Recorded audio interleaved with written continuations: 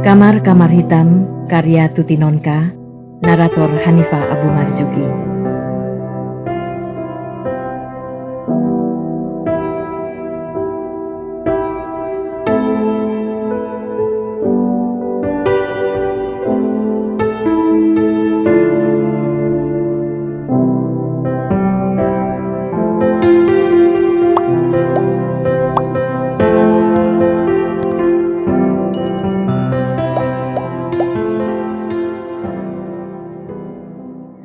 Hanya dalam setengah hari, kamar itu sudah menjadi begitu kotor dan bau.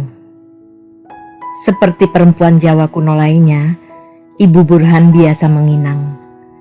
Dan karena seluruh giginya sudah tanggal, berarti tidak bisa mengunyah sirih dan pinang. Aminilah yang bertugas menumbuk daun sirih dengan injet dan gambirnya dalam sebuah lumpang kecil dari kuningan yang memang khusus dibuat untuk itu.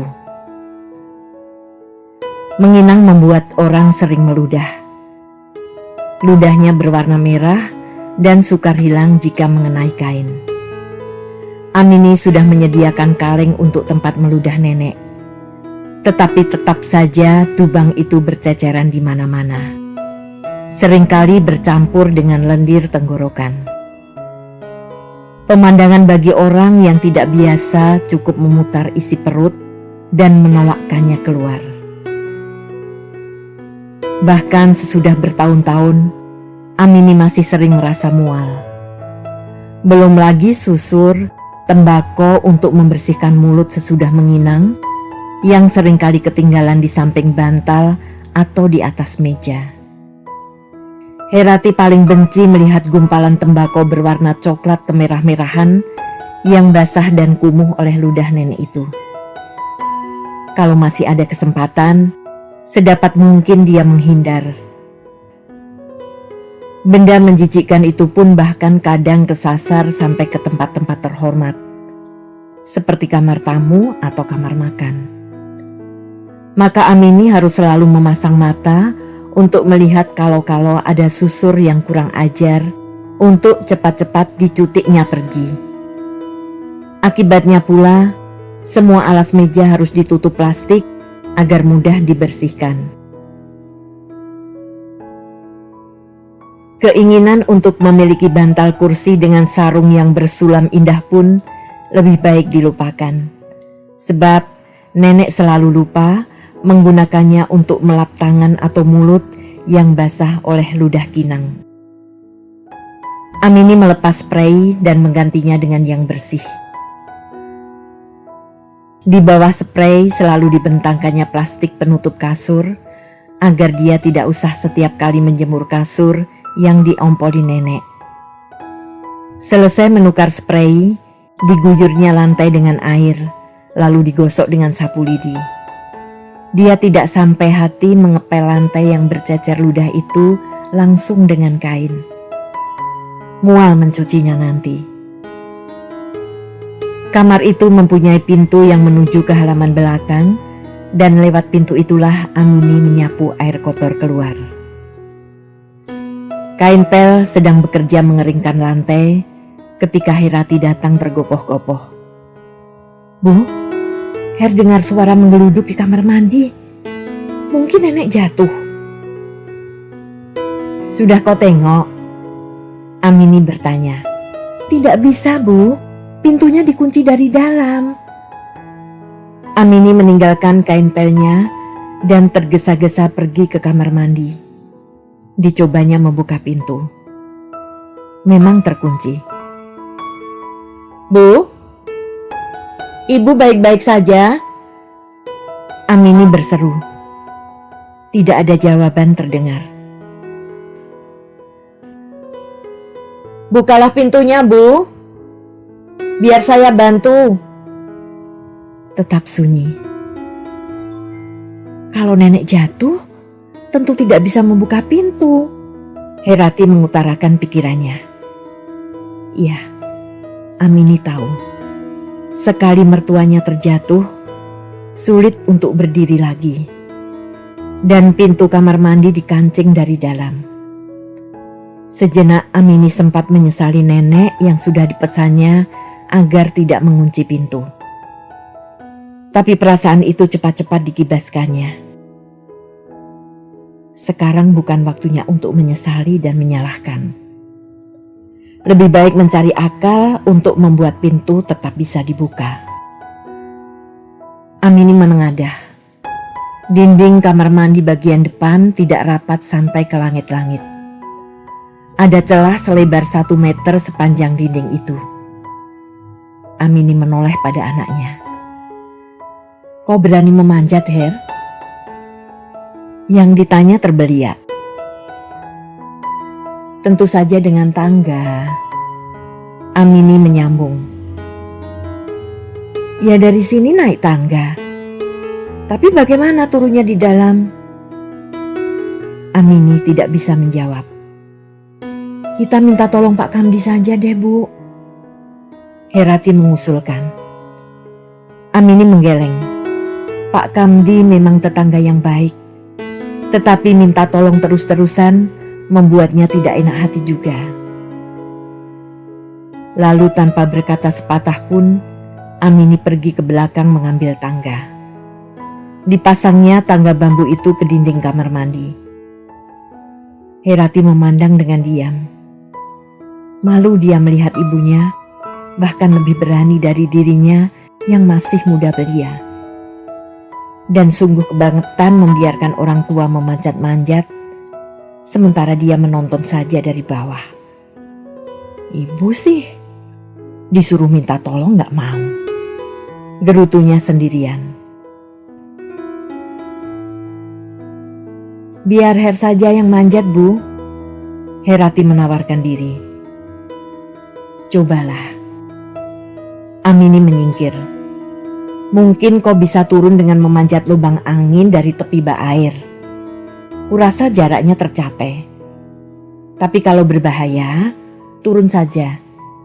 Kalau kau ikut-ikutan jatuh, siapa lagi yang mau menolong?" Herati menaiki tangga dengan hati-hati. Di bawah, Amini memegangi pangkal tangga agar tidak bergerak-gerak. 7 kali menginjak anak tangga, Herati sampai di atas dan menjenguk ke dalam. "Betul nenek jatuh, Bu. Sekarang duduk di ubin menyandar ke bak air." Herati melaporkan posisi nenek. Lalu sambungnya dengan kesal. "Kelihatan enak sekali, memejamkan mata menepuk-nepuk lutut. Bagaimana? Kau bisa turun?" "Sebentar, Bu. Tolong ambilkan galah. Mungkin Her bisa mengait kancing pintunya." Amini tergesa-gesa mencari galah yang diminta Herati. Di sebuah sudut dapur, dia melihat sebatang tongkat besi sebesar kelingking, panjangnya kira-kira 1,5 meter, bekas penahan kelambu tempat tidur. Pada ujung-ujung tongkat itu terdapat lengkungan yang menyerupai kait kecil. "Nah, ini cocok." Herati menerima tongkat besi itu dengan gembira. Dibungkukkannya tubuhnya di atas tembok, mengutak-atik kancing dengan ujung tongkat. Di bawah, Amini mencoba menarik pintu. "Sudah, Her? Sudah terbuka?" seru Amini gembira. Herati meluruskan pinggangnya dengan lega. Dengan cepat dia turun. Dibersihkannya debu yang menempel di lengan dan bajunya. Amini masuk ke dalam, menolong Ibu Burhan berdiri. "Aku mau wudhu," nenek berkata terbata-bata dengan lidah keluh. "Ya, Bu, nanti saya bantu." "Her, ambilkan kursi." Herati mengantarkan kursi yang diminta ibunya. Dengan hati-hati, Amini mendudukkan mertuanya di kursi, membuka kebayanya yang basah. Dibasahinya tangannya, lalu diusapnya wajah, lengan, telinga dan kaki mertuanya. Handuk, Her. Herati memberikan handuk nenek. Kainnya ganti ya, Bu. Basah ini. Amini mengambil kain bersih yang tadi dicantolkannya di kapstok. Permisi, Bu. Biar saya ganti. Amini dengan hati-hati melepas kain yang dipakai mertuanya. Seperti kaget, tiba-tiba Ibu Burhan menahan tangan Amini. Kamu mau apa? Tanyanya dengan keras. Dipandangnya Amini dengan tajam. Amini cepat-cepat menarik kembali tangannya. Maaf, Bu. Kain Ibu basah. Mau saya ganti. Aku bisa ganti sendiri. Bisa Ibu berdiri. Ibu Burhan tidak menyahut. Diludahkannya segenap isi mulutnya. Dengan susah payah, bertopang pada sandaran kursi, dia berusaha berdiri. Tapi belum lagi tubuhnya tegak, kekuatannya habis dan dia terjatuh kembali ke kursi. Amini mengangkat bahu. 3 kali Ibu Burhan berusaha berdiri, 3 kali pula gagal. Amini membiarkan saja sampai akhirnya Ibu Burhan duduk kecapean, terengah-engah. Nah, mari saya bantu Ibu. Ibu duduk saja. Amini mengira setelah gagal berusaha sendiri, mertuanya akan mau dibantu. Tapi dugaannya salah. Ibu Burhan tetap menolak. Bawa aku masuk. Aku mau sholat. Iya, Bu. Tapi Ibu harus menukar kain dulu. Amini masih berusaha membujuk. Ibu Burhan tetap membeku, berkeras kepala. Jangan mengatur aku. Aku mau sholat. Amini menghela nafas. Ditolehnya Herati yang kelihatan sudah jemu. Kau mau membantu membawa nenek masuk?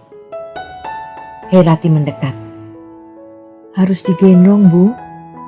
Tak usah. Kita angkat saja sekalian kursinya.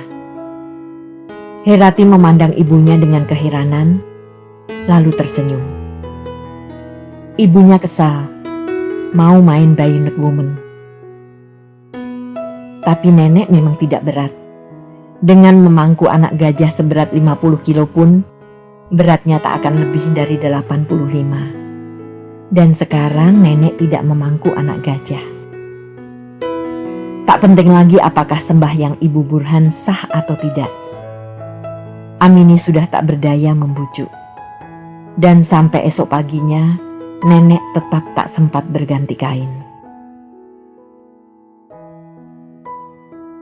17 tahun yang lalu, ketika menandatangani surat nikah, Amini tak sedikit pun berpikir akan menjalani hidup berumah tangga yang begitu suram. Amini sangat ingin menjadi pramugari sejak SMA. Tak ada minatnya yang lain kecuali bekerja di sebuah pesawat terbang yang megah, menjelajah kota-kota besar di seluruh dunia, bertemu dengan orang-orang dari segala bangsa. Entah bagaimana, kecil keinginannya meneruskan sekolah ke perguruan tinggi. Dia tak suka berkurung di suatu tempat yang sama terus-menerus. Sudah kenyang dia menghirup kota Semarang selama 18 tahun. Dia ingin keluar, pergi, dan melihat. Begitulah. Ketika teman-temannya sibuk mendaftarkan diri di perguruan tinggi, Amini sibuk mempersiapkan diri mengikuti tes masuk pramugari. Dengan rajin ditimbangnya berat badannya, jangan sampai lebih atau kurang dari berat ideal untuk tinggi badannya yang 159. Dirawatnya kulit dan wajahnya dengan sungguh-sungguh, sebab dia tahu seorang pramugari harus selalu kelihatan segar dan menarik. Bahasa Inggrisnya ditekuninya tanpa bosan, Juga dibacanya habis semua artikel tentang penerbangan. Bahkan sampai prinsip-prinsip dasar mekanisme pesawat terbang, seakan-akan ia hendak jadi juru mesin saja. Amini yakin akan dapat menjalani tes dengan baik. Tetapi ada satu hal yang dilupakannya. Dia tak pernah memperhatikan matanya, dan justru disitulah letak kelemahannya.